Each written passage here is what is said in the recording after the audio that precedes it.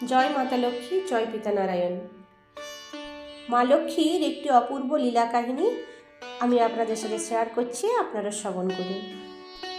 মা লক্ষ্মী তিল ফুলে সাজতে গিয়ে এক গরিব ব্রাহ্মণের বাড়িতে 12 বছর রান্নার কাজ করেছিলেন। সেই কাহিনী আপনাদের সাথে শেয়ার করব। এইবার শ্রবণ করুন। একদিন বৈকুণ্ঠেতে মাতা লক্ষ্মী ও পিতা নারায়ণ দুজনে বসেছিলেন। বসে থাকতে থাকতে দুজনে কথা হচ্ছে, বলছে যে পুষ্পরথে করে ভ্রমণ করব এই মর্তভূমিতে। তখন মাতা পিতা দুজনেই ভ্রমণ করতে বেরোলেন। ভ্রমণে ঘুরতে ঘুরতে তিনি ক্ষেত্র মধ্যে তিল ফুল দেখতে পেলেন। তখন মাতা পিতা নারায়ণকে বলছেন যে প্রভু, এখানে রথটা থামান, এই যে তিল ফুল কি সুন্দর বাতাসে দুলছে, এই তিল ফুল আমি তুলে সাজবো। তখন পিতা নারায়ণ বলেন যে না, তুমি এই তিল ফুল তোলো না, কারণ এই ব্রাহ্মণ, এক গরিব ব্রাহ্মণ, সে প্রতিজ্ঞা করেছে তার তিল ফুল যে নষ্ট করবে তাকে 12 বছর রান্নার কাজ করতে হবে তার বাড়িতে। তাছাড়াও অনেক কটু কথাও বলতে পারে, তাই এইসবের কাজ নেই, চলো অন্য স্থানে যাই।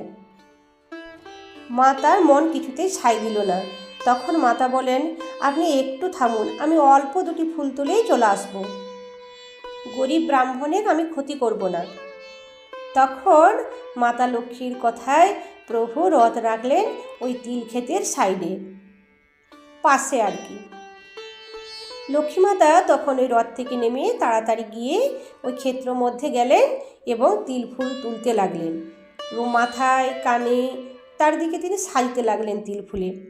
আর ঠিক সেই সময়ই সেই গরিব ব্রাহ্মণ এসে উপস্থিত হলেন ওই তিল ক্ষেতে এবং এসেই তিনি মাতা লক্ষ্মীকে দেখতে পেলেন।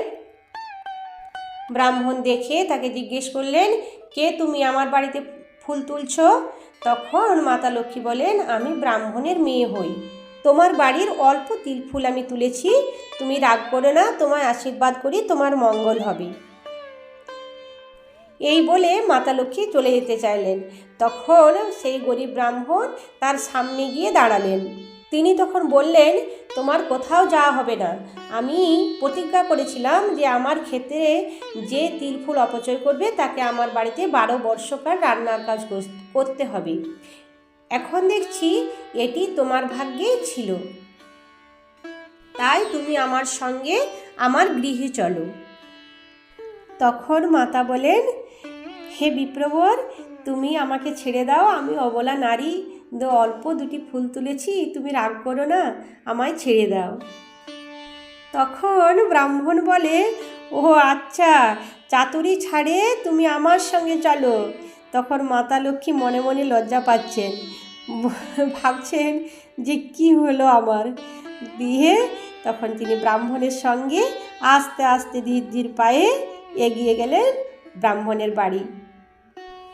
এদিকে মাতা লক্ষ্মী এলেন ব্রাহ্মণের বাড়িতে ব্রাহ্মণের দুঃখ দশা দূর করার জন্য, আর এদিকে ভগবান শ্রীনারায়ণ তিনি শূন্য রথ নিয়ে ফিরে গেলেন বৈকুণ্ঠধামে। এদিকে মাতা লক্ষ্মী ব্রাহ্মণের বাড়িতে আসার পর ব্রাহ্মণের হাতি ঘোড়া মানে যা কিছু খুব বাড়বাড়ন্ত হলো। লক্ষ্মী মায়ের দয়ায় সে বিপ্র খুব সুখী হলো। ব্রাহ্মণী প্রচণ্ড যত্ন করেন ওই মায়ের। এদিকে ব্রাহ্মণ ধনধান্যে পূর্ণ হয়ে উঠল তার বাড়ি। ব্রাহ্মণও অত্যন্ত খুশি, আর ব্রাহ্মণীও খুব ভালোবাসেন মাতা লক্ষ্মীকে। তিনি প্রত্যেকদিন রান্না করেন আর সকলকে খাওয়ান, আর নিজের ভাগ নিয়ে গিয়ে একটি বাগানে ডালিম গাছের নিচে পুঁতে রাখেন। ব্রাহ্মণ বুঝতে পারলেন যে এই মেয়েকে এনে আমার এত সুখ হলো, তাই তিনি ওই মাতা লক্ষ্মীকে খুব ভালোবাসতেন।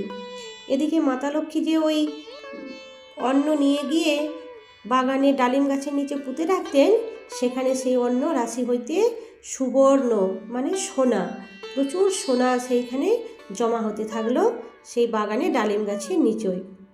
এবার এইভাবে থাকতে থাকতে 12 বছর পূর্ণ হয়ে আসে। মনে মনে মাতা লক্ষ্মী তখন খুব আনন্দিত হন। যেই দিন 12 বর্ষ পূর্ণ হলো সেদিন হলো দশহরা। দশহরাতে অনেকেই গঙ্গা স্নান করতে যান, তাই সেই হেতু গঙ্গা স্নান করতে ব্রাহ্মণীর বাড়ির সকলেই চলে গেলেন। তখন ব্রাহ্মণী মাতা লক্ষ্মীকে বলেন, তুমিও চলো। তখন মা লক্ষ্মী বলেন যে না না, আমি যাব না, আমার শরীর ভালো নয়, আমি স্নান করব না। আর বলে যে আমি এই 5 কড়া করি দিচ্ছি, এটা তোমরা নিয়ে যাও, ওখানে পুজোতে লাগাবে।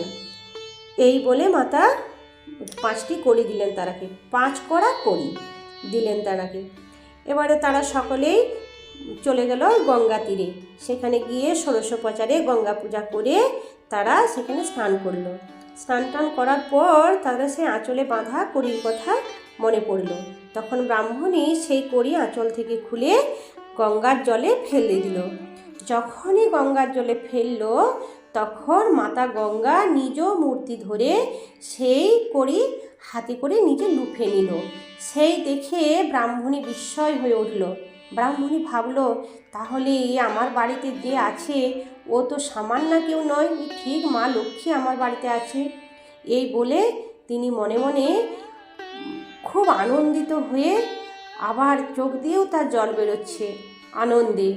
দিয়ে তিনি সকল তার বধূগণকে আর তার কন্যাকে সকলকে ডাকলেন, ডেকে বলেন, চলো তাড়াতাড়ি বাড়িতে, আমাদের বাড়িতে যে আছে সে সামান্য কেউ নয়, সে মাতা লক্ষ্মী আমার বাড়িতে আছে। এই বলে তিনি সেখান থেকে তাড়াতাড়ি চলে আসতে চাইলেন। এদিকে 12 বর্ষ পূর্ণ হয়ে গেছে জেনে পিতা নারায়ণ সেখান থেকে রথ নিয়ে সে মর্তধামে নেমে এলেন। ব্রাহ্মণের বাড়ির পাশে রথ দেখে মাতা খুব আনন্দিত হলেন এবং ভগবানকেও তিনি দেখতে পেলেন। তখন তিনি প্রতিবেশীগণকে ডেকে তাদেরকে বললেন, আমি মা লক্ষ্মী এই ব্রাহ্মণের বাড়িতে ছিলাম, এখন আমি বৈকুণ্ঠনগরে যাত্রা করব। আর তোমরা ওই ব্রাহ্মণী যখন বাড়িতে আসবে তাদেরকে বলবে যে এই ডালিম গাছের নিচে অনেক ধনরত্ন পোতা আছে, তারা যেন ওগুলো বের করে। আর সব থেকে সেটা বলবে যে কখনো কারোর সঙ্গে যেন ঝগড়া ওনারা না করে, রুক্ষ মাথা ময়লা কাপড় কখনো না থাকে। আর সকালেতে ছড়া ঝাঁট যেন খুব যত্নে দেয়, আর সন্ধ্যা হলে সন্ধ্যা দেয় যেন ঘিয়ের বাতি দিয়ে, আমার যেন আরতি করে, এতেই ওদের মঙ্গল হবে আর ওরা খুব সুখে শান্তিতে থাকবে। আর আমার একটি ঘট স্থাপন করে যেন সেই ঘটে পুজো করে। এই বলে মাতা লক্ষ্মী পিতা নারায়ণের সঙ্গে বৈকুণ্ঠ ধাম গমন করলেন। এদিকে ব্রাহ্মণী বাড়িতে ফিরে এলেন সকল বধূ কন্যাদের নিয়ে। এসে বলে, কোথায় মা তুমি, তোমার ওই পদ্ম দুখানি দাও আমি ধরি। বলে তিনি কাঁদতে থাকলেন। তিনি তো কোথাও খুঁজে পেলেন না। তখন প্রতিবেশীগণ এসে ওনাকে বললেন যে তিনি চলে গেছেন। তখন ব্রাহ্মণী কাতরে কেঁদে উঠলেন, বললেন, হে মা, আমি পেয়ে নিধি হারালাম, তোমার চরণ দুখানি আমি আর একবারও দেখতে পেলাম না। এই বলে তিনি কাঁদতে লাগলেন। তখন প্রতিবেশীগণ বলেন, কেঁদে কিছু লাভ নেই, আর মাতা যেগুলি বলে গেছেন সেইগুলি তোমরা সুন্দরভাবে পালন করো। তোমাদের ওই ডালিম গাছের নিচে যে স্বর্ণ পোতা আছে, তোমরা ওখানে ওই স্বর্ণ বের করে নিয়ে আসো, এনে মায়ের ঘট স্থাপন করো। আর রুক্ষ মাথা কালো বস্ত্র কখনো পরবে না, কারোর সঙ্গে ঝগড়া করবে না। আর মায়ের ঘট স্থাপন করে তোমরা প্রত্যেক দিন ঘিয়ের বাতি দিয়ে পুজো করো, আরতি করো। এই সব বলে গেছে, তাহাতেই মাতা অত্যন্ত খুশি হবেন। এই কথা শুনে ব্রাহ্মণ তাড়াতাড়ি সেখান থেকে সমস্ত স্বর্ণ রাশি বের করে নিয়ে এসে মা লক্ষ্মীর পুজো করলেন। উল্লাসে হইয়া মত্ত তখনই ব্রাহ্মণী গৃহমধ্যে লক্ষ্মী ঘট পাতিলেন তিনি। সেই হইতে লক্ষ্মী দেবী রয় বিপ্র ঘরে, লক্ষ্মীমার লীলা ইহা বুঝহ অন্তরে। ব্রাহ্মণ ব্রাহ্মণী মর্তে রাজা রানী হয়, দেহ অন্তে বৈকুণ্ঠেতে গমন করয়। মা লক্ষ্মীর চরিত্র কথা যেই জন শুনি, জন্মে জন্মে সুখ হয় বাড়ে নানা ধনে। হরির চরণে মোর রহুক ভক্তি, লক্ষ্মীর চরিত্র কহি করিয়া প্রণতি। লক্ষ্মীর চরিত্র শুনি পাপ হয় নাশ, লক্ষ্মীর চরণে সবে করহ বিশ্বাস। জয় মাতা লক্ষ্মী, জয় পিতা নারায়ণ। তাই আপনারাও মা লক্ষ্মীর কথাগুলি মেনে চলুন তাহলে আপনাদেরও সুখ সমৃদ্ধি সব কিছু ভরে উঠবে বাড়িতে। মাতাজি কখন কার উপর কৃপা করেন কিভাবে দেখলেন তো, এক ব্রাহ্মণকে কিভাবে তিনি কৃপা করলেন। তাই আবারও বলছি, আপনারা মায়ের ঘট স্থাপন করে মায়ের পূজা করুন, আপনাদের মনের ইচ্ছা অবশ্যই পূর্ণ হবে। জয় মাতা লক্ষ্মী, জয় পিতা নারায়ণ।